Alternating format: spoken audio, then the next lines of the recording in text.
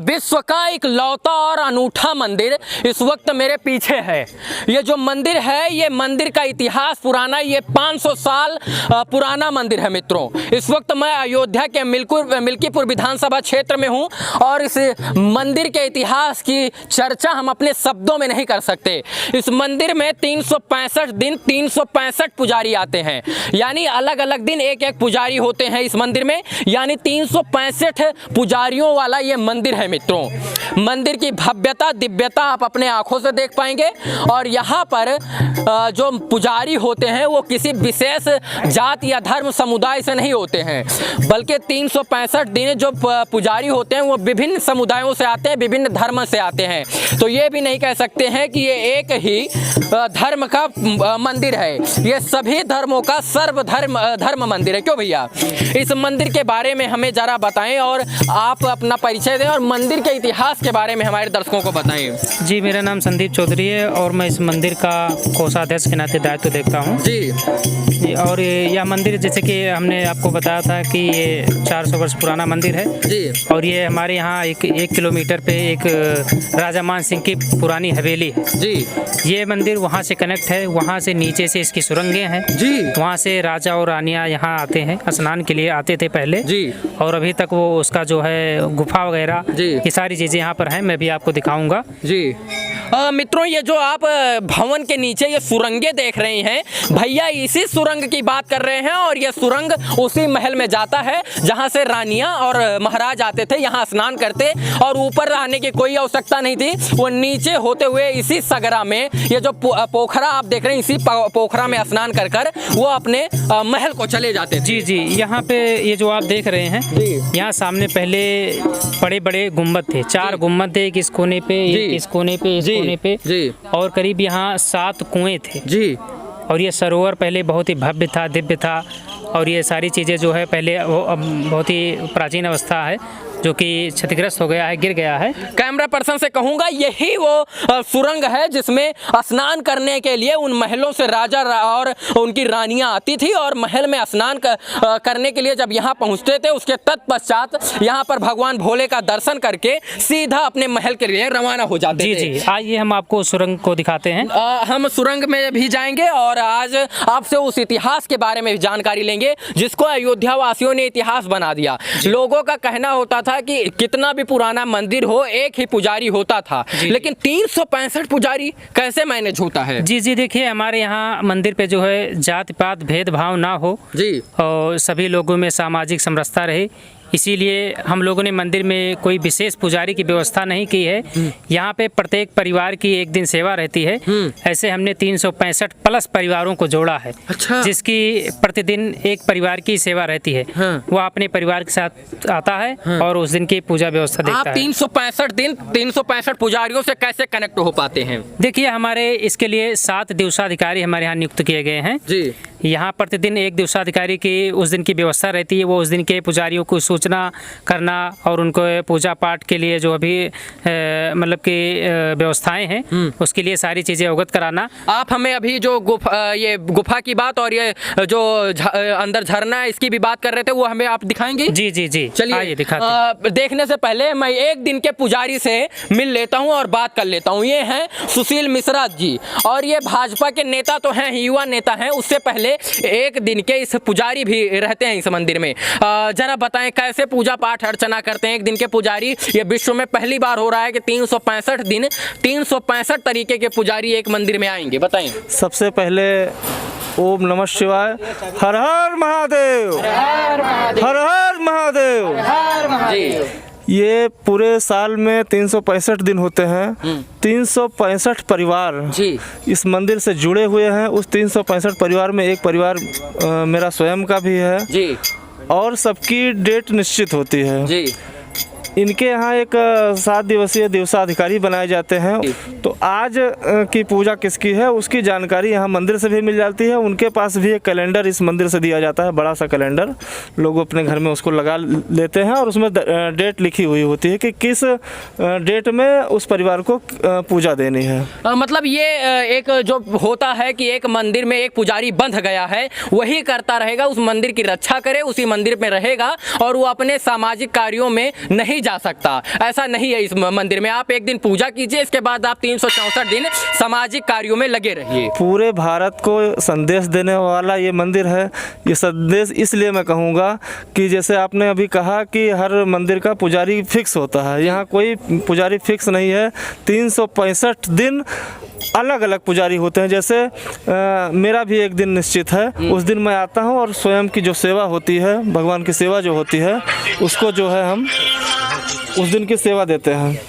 ये थे भैया एक दिन के पुजारी सुशील मिश्रा जी। इनको शुभकामना है आपको, आप ऐसे ही आगे बढ़ते रहें और जो है आप राजनीति से उठकर और धर्म के क्षेत्र में अपना हाथ बढ़ा रहे हैं, ये आपके लिए सौभाग्य की बात है। आप बताएं जरा, आपको जय श्री राम और आप रामचरितमानस बालकांड इस वक्त खोलकर पढ़ रहे हैं, बताएं हमारे दर्शकों को। जी बहुत बहुत साधुवाद जी। हम इस मंदिर के विघ्नेश्वर धाम के मंच प्रमुख हैं, जो यहाँ पर आते हैं पुजारी, उनका पूजा पाठ कराते हैं और रोज प्रतिदिन यहाँ 10 चौपाइयाँ अर्थों सहित सुनाई जाती है। क्या नाम लिखते हैं आप अपना?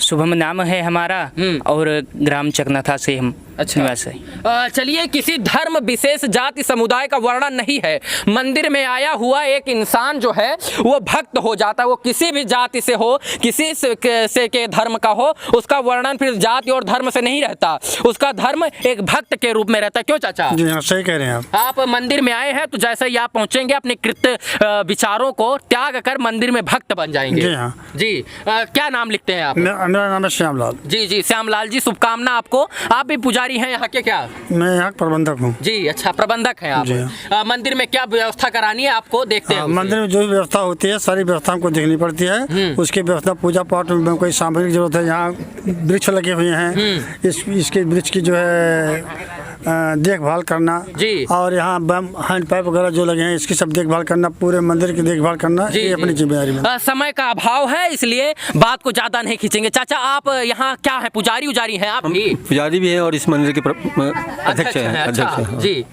तो इस मंदिर को सारे लोग मिल करके इस मंदिर को इतिहास में आपने दर्ज करवा दिया है, लेकिन अब इसे विश्व पटल पर भी लेके जाना है। क्यों? हाँ। क्योंकि आप लोगों ने ऐसा सब जाति धर्म से ऊपर उठकर 365 दिन 365 पुजारी, न चोरी न डकैती न लूट न पार न चोरी न छिरारा न मक्कारा, किसी नहीं। एक आदमी रहेगा तो सब कुछ होगा, लेकिन जब अलग अलग भिन्न प्रकार के लोग आएंगे तो अब एक दिन में चला जाएगा, वो अपना कमंडल नहीं जमा पाएगा, वो ये नहीं कहेगा कि हमारे मंदिर हमारे पूर्वजों ने बनाया था। क्यों? चलिए, शुभकामना आपको, शुभकामना आपको, धन्यवाद। 7 दिवसीय में 1 दिवस के अधिकारी ये हैं। क्यों छोटे दिवसीय अधिकारी, कैसे हैं आप? ठीक है। अच्छा, कुछ बताएं हमारे दर्शकों को। आज सोमवार के दिवस अधिकारी हैं जी, और जैसे मंच पे भी देखते हैं और साफ सफाई आते हैं करते हैं और सीलिंग सब धोते होते हैं। अच्छा, ये पीला उला सब पहन लेते हो और ये ऐसे मंदिर में चले आते हो, मम्मी पापा हल्ला नहीं करते कि क्यों जा रहे हो मंदिर में? चलो पढ़ाई करो, डीएम बनोगे, IAS बनोगे, PCS बनोगे, कलेक्टर बनोगे, सरपंच बनोगे, मुखिया बनोगे, ये सब नहीं ये कहते हैं, ये नहीं डांटते हैं कि जाते हो मंदिर में ऐसे टाइम बर्बाद करते हो? नहीं, कहते हैं कि दिन भर पढ़ाई करो, शाम को 2 घंटा जाओ मंदिर। हाँ, पढ़ने के साथ धर्म भी जरूरी है। आप धर्म कार्यों में संलग्न हैं, उसके लिए आपको शुभकामना।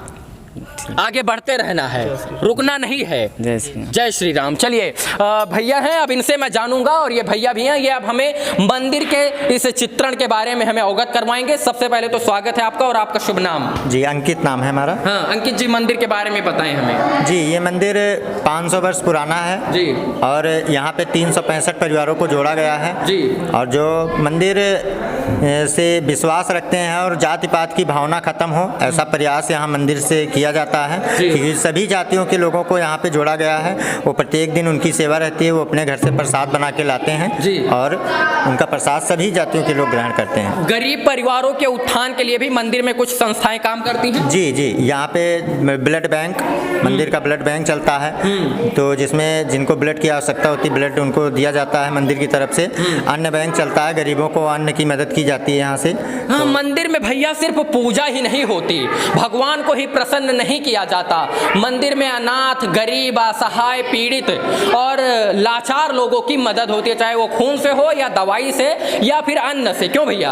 और ये जरूरी भी है। जी जी, सभी मंदिरों को संदेश देना। जी जी। आइए हम पुस्तकालय देखते हैं।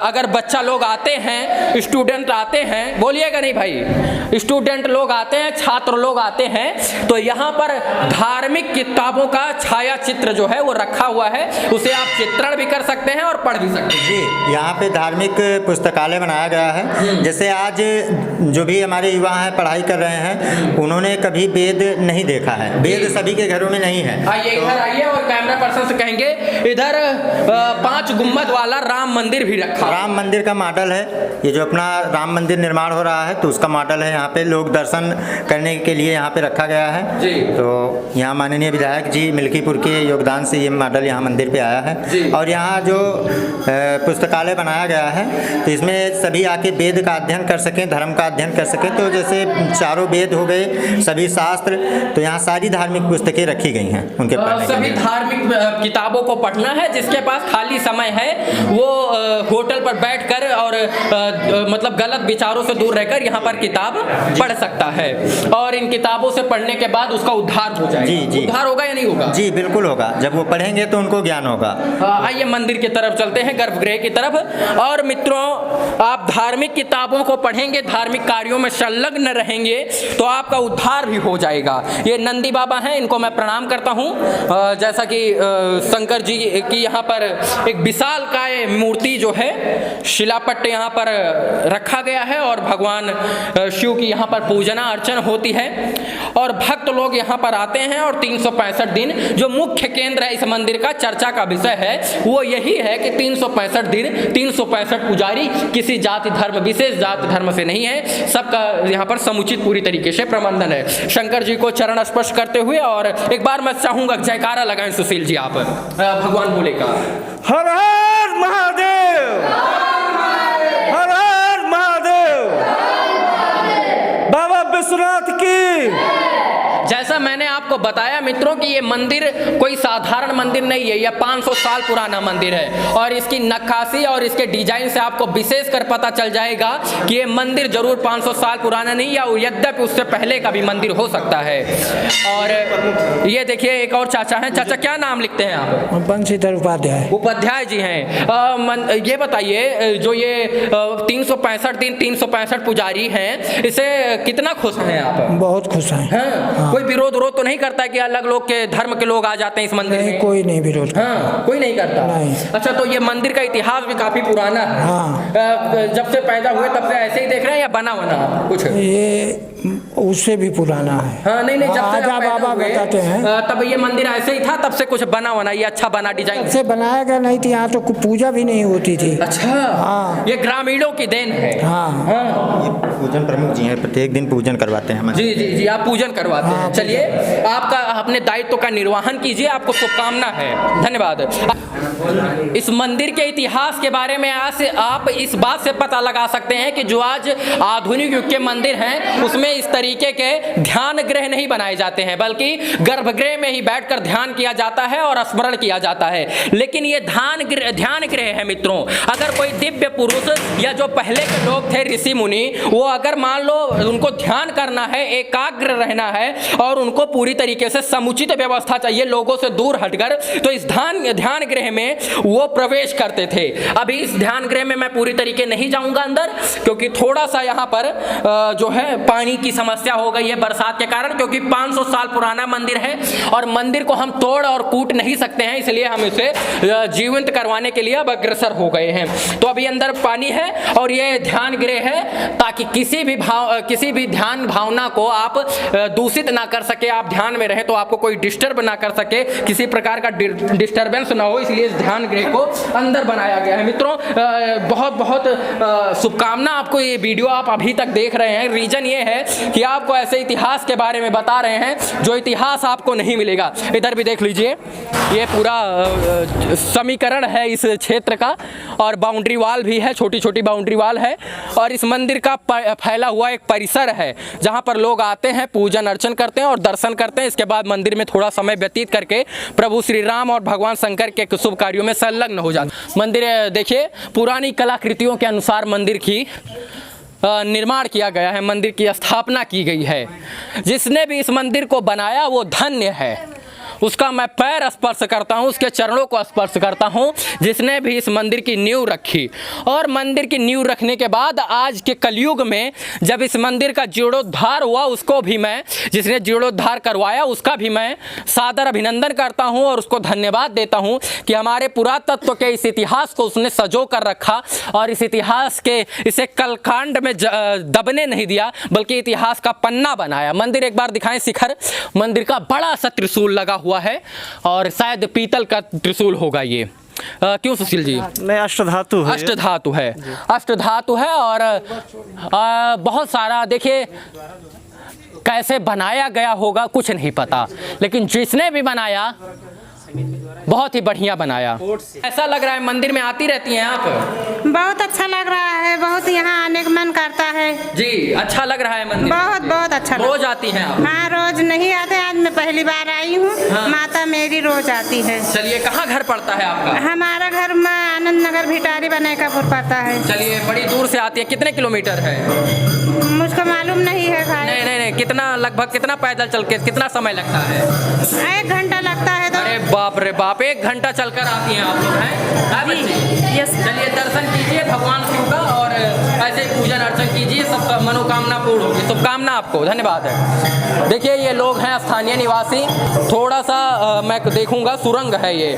जैसे सुरंग को मैंने वहाँ शुरू में वीडियो में अनुच्छेद किया था, वही सुरंग है ये। यहाँ भी देखिए, यहीं से रानियों आती थी, महाराज आते थे, उनके ऊपर आम आदमियों की दुष्कृत छाया ना पड़े, इसलिए वो महल से सीधे आते थे और महल में पोखरा में जाके स्नान करते थे। इसके बाद यही मंदिर में दर्शन करते थे और गुफा से फिर हवेली चले जाते थे। इस गुफा में मैं ज़्यादा अंदर तो नहीं जाऊंगा, लेकिन मैं थोड़ा सा दिखा दूंगा। अभी खुला है तो गर्म बहुत है। चलिए, वाह। अब देखिए, ये पुराने ज़माने की चीज़ें हैं, मैं क्या कहूँ और क्या ना कहूँ। देखिए, ये सीधा रास्ता जो है ये उसी तालाब, उसी पोखरा में जाता है। और क्या बनाया इस डिजाइन को।